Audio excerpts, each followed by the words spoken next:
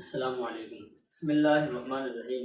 سوال نمبر 60819 عنوان شوال سے حج کے مہینے شروع ہونے کا کیا مطلب ہے؟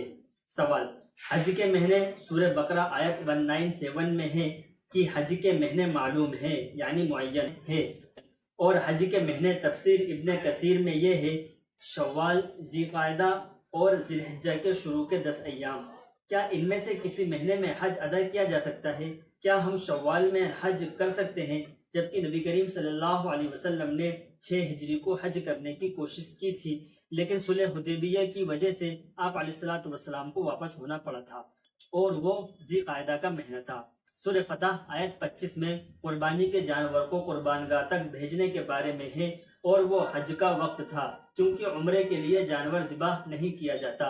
تو کیا ہم حج کے کسی مہینے میں حج کر سکتے ہیں؟ جواب نمبر 60819 بسم اللہ الرحمن الرحیم۔ فتویٰ 776 ذی الحجہ کی 9، 10، 11، 12، 13 تاریخوں یعنی کل 5 دنوں میں حج کے بنیادی افعال ادا کیے جاتے ہیں۔ شوال سے حج کے مہینے شروع ہونے کا حاصل یہ ہے کہ اس سے پہلے حج کا احرام باندھنا جائز نہیں ہے۔ بعض ائمہ کے نزدیک تو قبل شوال کے احرام سے حج کی ادائیگی ہی نہیں ہو سکتی۔